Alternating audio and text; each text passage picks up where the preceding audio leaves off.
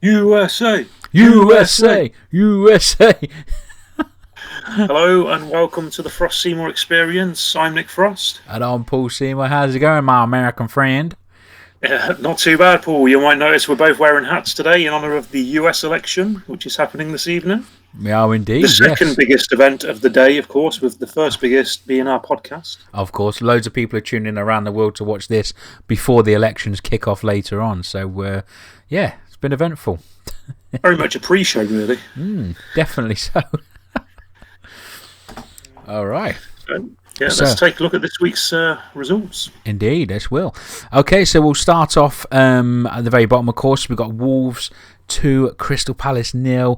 Not much of a shock there for me. Then we've got Sheffield United 0, Manchester City 1. And there you have Burnley 0, Chelsea 3. Liverpool 2, West Ham 1. A bit of a controversial moment in there with the Mo Salah penalty, which we will talk about a little bit later. We've got a little slide on that, of course, but Liverpool held off West Ham there. And this one, Nick, I want to discuss real quick. Aston Villa 3, Southampton 4. Did you see the game? I did. It was a hell of a game. I don't think anyone was expecting it either, but all of a sudden, 7-goal thriller. And Southampton, what a great job he's doing. What's happened there, man? It's changed, hasn't it? It's all gone. They were 4-up at one point. But yeah, fair play. I mean, they're a fantastic result for them, really. Yep. And is this the beginning of the slide for Villa? That's now 2 results after the perfect start, 2 straight losses. That's right, and like anything really, once the loss start building up, it's either one momentum one way or the other. So we'll see coming forward. We'll see obviously in the fixtures that we'll just talk about in a few what's going to happen next with them. But moving straight on, we've got Newcastle 2, Everton 1. Again, another defeat for Everton, which again puts them in the same position as Villa in a way. Their good start's now being trampled on. Manchester United 0, Arsenal 1. Not really a lot to talk about, but is there anything you'd like to mention about that game? As we both predicted, it was an absolute snooze fest. Decided by a single penalty, which, if it weren't for a penalty, none of those teams could have played all night. They wouldn't have scored. Yeah. They were both shite. And, this is Man U Arsenal. They used to be the games of the season. The only one I used to look forward to outside of my own games, honestly. Madness, awful. Really. Yeah, terrible. Tottenham 2, Brighton and Hove Albion 1. Again, another loss for Brighton, no matter how much they put their effort in. Again, another controversial talking point later with Kane. We'll talk about that later, of course. We've got Fulham 2, West Brom 0. Fulham finally got points off the board, so fantastic for them. And obviously a big talking point here as well, just quickly, Leeds 1, Leicester City 4. Did you manage to catch that one? I did see that one. And Brendan, he's doing it again, isn't he? He's got Leicester flying high. Yeah. Currently second, they're tearing it up. Maddison's back to full fitness. They're looking very strong. Yeah, and again Vardy on the back on the list again. So and devastating result for Leeds after a great result last week. So, but that's the way the cookie crumbles. Let's have a look at the league table and see where we're at. Your boys back to the top. Normal service has now resumed. That is better. That looks much better. Yeah, of course, for a so-called bad start, we're doing all right at the moment, aren't we? 5 wins. That terrible loss, of course, we're still trying to shake that off. But, yeah, looking good now for Liverpool. Now, like you mentioned earlier, Leicester obviously back into second as well. Same form they started picking up the early last season as well. Let's see if they can keep that up. Tottenham in third, and then Everton at fourth. Now, do you think Tottenham at this point are title contenders? I'd like to say yes, but I just don't think. Well, wouldn't prefer yes, but yeah. To be honest with you, I think they've got something in them. If they can keep going at what they're doing, they've just got to fight out. That draw they got a couple of weeks back against West Ham, they need to avoid results like that. But if they keep going, be a bit more consistent, then they have a chance. Bale, of course, his first goal for Spurs in 7 years. Yeah. That's a hell of a weight, isn't it, for a goal scorer like him? But no, in all seriousness, fair play to him. He took it well. He come on 3 minutes in, bang with the head, perfect. You can't not teach that. To be fair, he's just naturally talented, isn't he? And look at this, Southampton 5th, 5-match unbeaten run. Wow! And if you look at those games, they're the form team of the league. Yeah, they are. Yeah, I mean they're just so. I don't know. We predicted they were going to be probably relegation fodder, but not quite down. But yeah, they're just flying at the moment. I can't praise them enough. They played some good football the other day as well. So let's look at the bottom, shall we? Burnley, as I've continued to say every week, it's another loss, and these Owls are racking up now. It's 6 losses, 1 draw. It's grim reading. Must be glorious for yourself being a Rovers man. To I'm see loving these. it. Absolutely loving it. But yeah, like you said, yeah, shocking.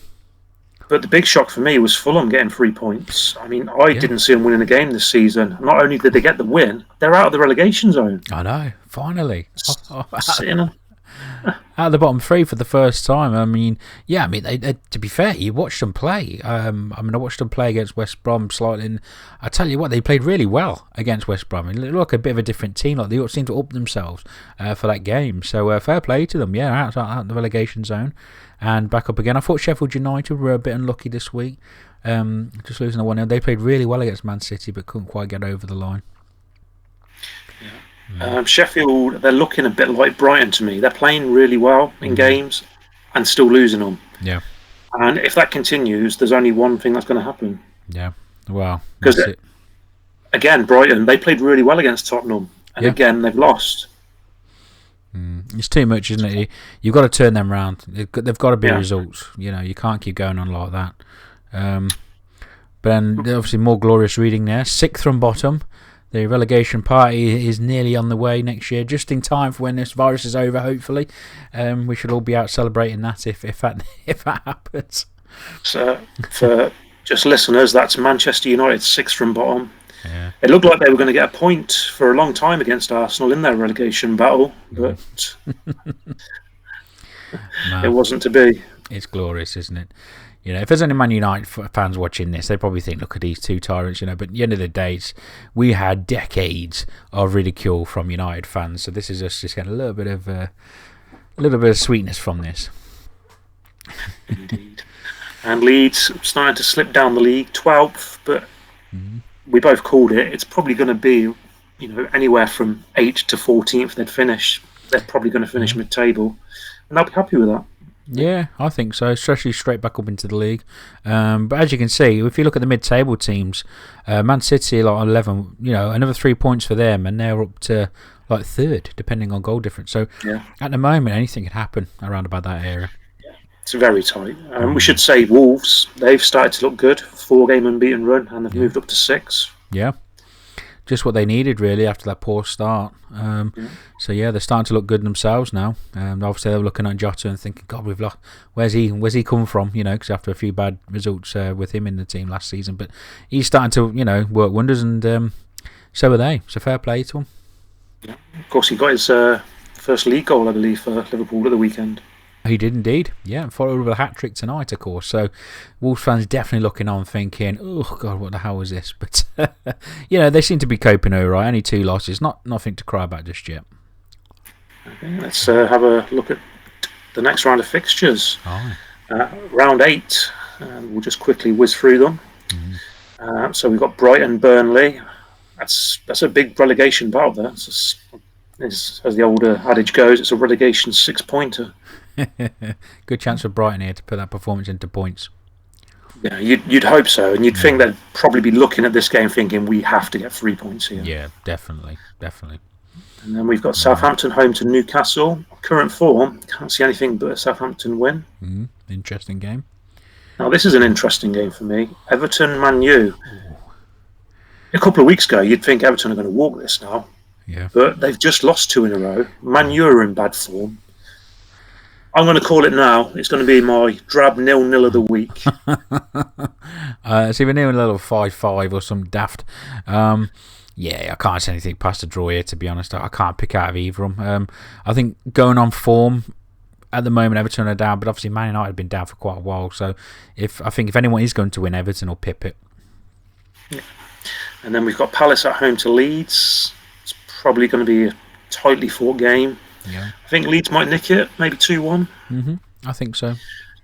Yeah. Chelsea at home to Sheffield. Can't really see anything but a Chelsea home win there. Yeah. No doubt. And a London derby, West Ham Fulham. Yeah. Can Fulham continue after getting their first win? Yeah. Obviously, West Ham's backs will be up as well after that loss. Not being able to pull out back a draw against Liverpool, of course. But yeah, Fulham, I think, hopefully that'll give them a bit of momentum now to keep going. And then finally, we've got a proper Super Sunday with two great games. Leicester Wolves, the two informed teams in the league, as we've already mentioned. Yeah. Leicester at home to Wolves here. I'm expecting a score draw and a really good game here. I think that'd be good. I think it'd be great to see, Wolves have a go at Leicester as well. Like I say, they're not far up from the top, are they? So they have a chance now to really push at Leicester, and they know what Leicester can happen to them. I mean, they won against Leeds, of course, but anything can happen with Leicester at the moment.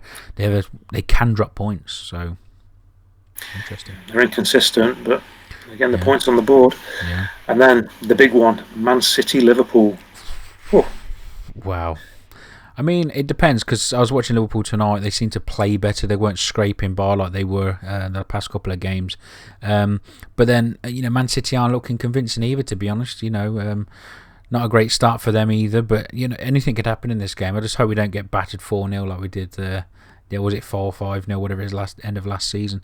Hopefully we'll look a bit more at it, hopefully this time. But yeah, that'll be the big game, man. I'm looking forward to watching that. And then we wrap the round up with Arsenal at home to Villa, which on current form you'd probably go with an Arsenal win. Yeah, or just about. Who knows? I mean, it could be something daft happening. Villa are so unpredictable at the moment. They can let in goals like easily, but then they can play really well like they did against Liverpool. So you never know with them. But yeah, I'd say an Arsenal win. All right, now let's have a look at how these recent results have affected the Golden Shoe race. Golden Shoe. It's still Sonny, still top. Looks like he's really after that golden cleat. Yes. To our US friends there. Yes, very well done. Their clogs are out. But yeah, Son is really doing well at the moment, isn't he? He's keeping it up. Obviously, Calvert-Lewin scored again over the weekend, of course. Consolation, which obviously brings him up to 8 as well, on level par. And then Vardy, of course, finished off the top 3. And then we got obviously Salah, Kane, and Bamford. Obviously, nothing moved there so much. And then there is Callum Wilson now up into the top 10. Yes, he's shot up there. I think he got a double at the weekend, didn't he? He did indeed, a penalty, and then finished him off. Good player, a good signing for Newcastle, Wilson. Yeah, definitely. Yeah, fellow Coventry lad as well. So fair play to him.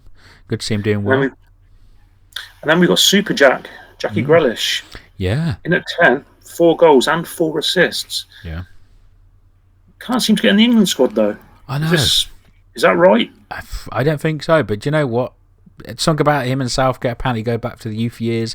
I don't know what happened between them, but I don't know if that's going against him. I'm not sure. It shouldn't, but we've seen it, in the day it happens. So, but let's hope Big Jack gets a chance soon. Again. Yeah, I mean, can you honestly say that he's not one of, if not the current best English midfielder? Oh yeah, for sure. Yeah, he runs that Villa team. He really does. Right, should be in the England squad, 100%. Yeah. Okay, and then we're going to have a look at 2 little features to finish up. Mm-hmm. The Mesut Ozil situation. Yes. Frozen out. Now, my main question for you, Paul, is it a football decision or is it political? Well, it's difficult to say. I mean, the stats speak for themselves, really. So, footballing-wise, I don't think it's a decision based on it at all. Something's obviously going on. Apparently, reports of saying that Mikel's tried to have a chat with him, tried to get him in, and tried to discuss things going forward. But you know what? Not worked out, and he's earning 350 grand sitting on his backside. Anyone could love to do that job, but again, he's a footballer. So the thing is, he's a great player as well. When he's on form, he can be one of the best of the game, But he just doesn't seem to. What does he need to? He doesn't need to get up. And I think after being, he has been frozen out. I think that's just the way it is. Whether it's his attitude towards the game now, or even towards the club, even, it's hard to tell. But yeah, big question there. Where did it all go wrong? I don't know. I really don't know where it all went wrong with him. Well, he's in the last year of his contract, so what happens at the end of that? Does he go to China? look for another club in the Premiership? Well, that's the thing. I don't think he'll carry on in the Premiership. I think if he does go to China, I think he can earn a massive paycheck, probably bigger than the one he's got now. And no disrespect to the Chinese league, but I just don't. They're nowhere near the par on the level with him. So he'll have a great time over in China, banging in probably goals and assists together. So. But we'll see. We'll see what's going forward for him. But it's a shame that a talent like that is sitting on the bench. It is a shame. Certainly for me, one of the best midfielders the Premiership's ever seen in terms of ability. Oh yeah, for sure. Some of the passes he's done in the past have been phenomenal. But it's a shame for him. Like I said, I'd like to see him stay on in the Premier League. I'd like to see him get a kit on back for Arsenal. I'm sure the Arsenal fans would love that. But yeah, I think honestly at the moment he just needs to get away from it now, just to kind of start somewhere new. I think. I think so. What do you think, viewers? Yeah, let us know. And then finally. Yes, of course. So this segment I wanted to bring in today, because obviously we've always talked about diving in the game, and of course, and it's always frowned upon and so on. But attention this week was brought to a lot of big pundits out there.